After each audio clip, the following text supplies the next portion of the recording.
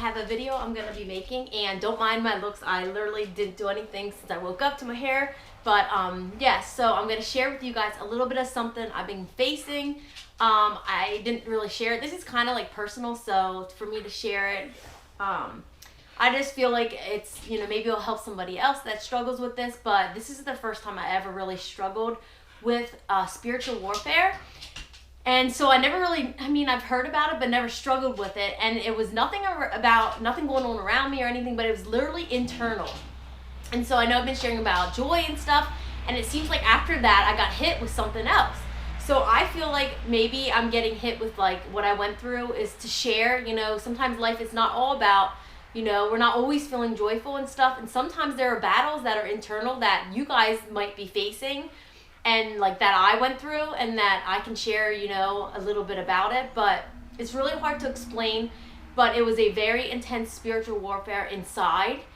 And there's always I believe that when you go through something like that, I believe the enemy knows that there's something greater ahead. He knows, that we're maybe going to be going into something so amazing. And this literally just kind of came on me kind of like slowly and then intensified. And so I just like recently I'm coming out of the spiritual warfare, but I kind of know what it is now. A little bit like during that, when that took place, I literally was hearing so many lies, to the point where they didn't even like make sense, but they were like affecting me.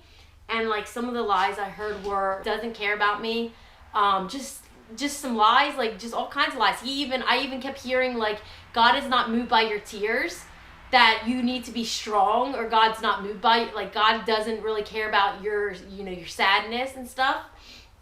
And like that was like the biggest lie, but it was a lie that was literally able to penetrate, which is not like me, spiritual warfare. And I know it was the enemy just, I guess, saying these things and like seeing how they seep in, and they were seeping in at a time a little bit. And I was like, what I felt was horrible. I felt so distant from God. I felt like almost like what he was saying was maybe true. And like, so I was like, well, maybe God is not moved by tears. Maybe we need to be so strong, and we need to be like, put this front on us that we have it all together, and that God doesn't want to see us, in this moment. And that is the biggest lie that anyone could ever tell you. If somebody ever tells you that God is not moved by tears, that is a lie from the enemy. Because let me tell you, our Father loves us and cares about every emotion we face. There's another thing I want to talk about.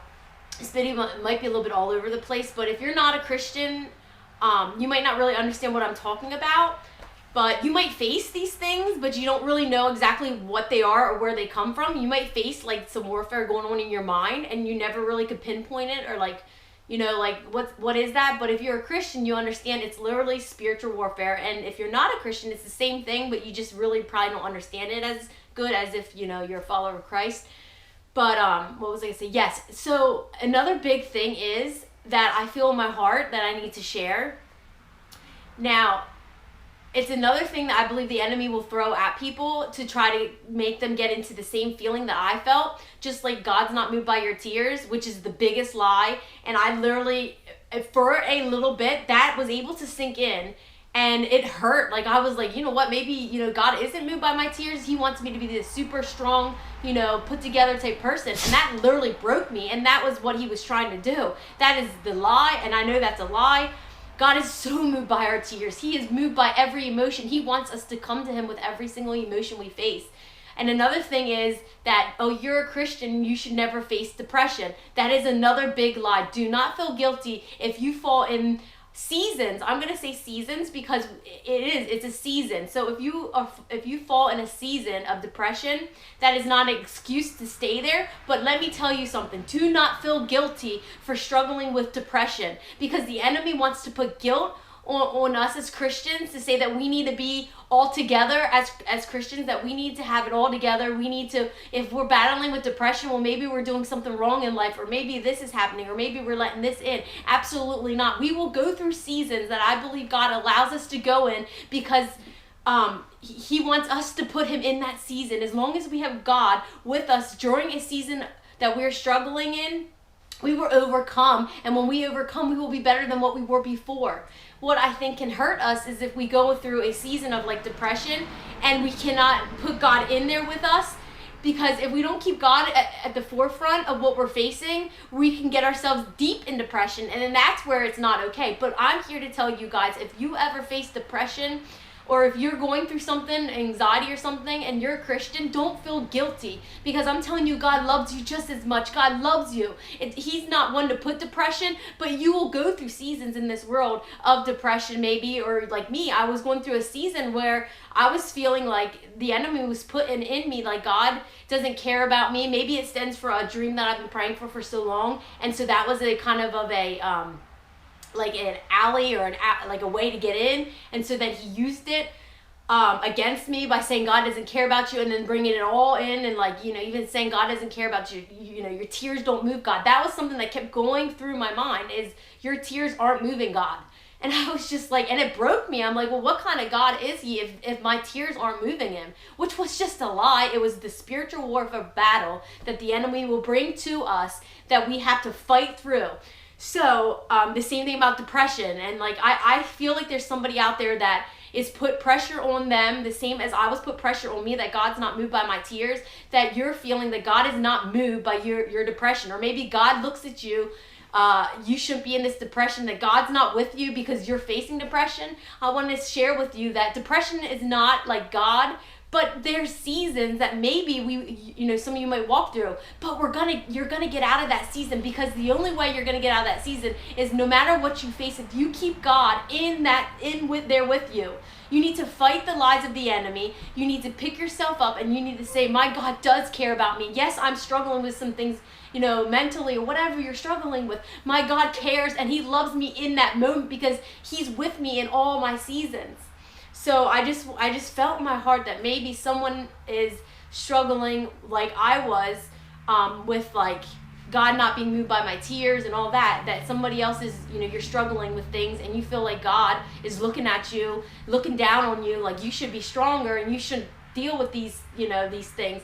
But I want to, put something to it. It is spiritual warfare, and it's the enemy's tactic, and he's going to try to get you to the point where you're just like, oh, well, kind of thinking, wrong on God, and maybe thinking, well, God's not this loving, this God that cares about us when we're in our weakness. Yes, he cares about us more than ever, all the time, but especially when we're in our weakness.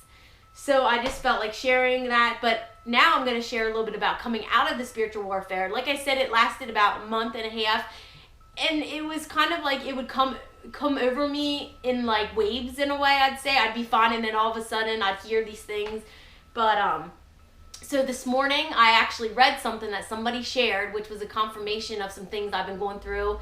It's all literally inside. There's nothing really around me that is causing this. It's just internal. It's just the spiritual warfare inside, which is like depression can be. It can be from things around you or whatnot, but a lot of times it's just inside, the battle.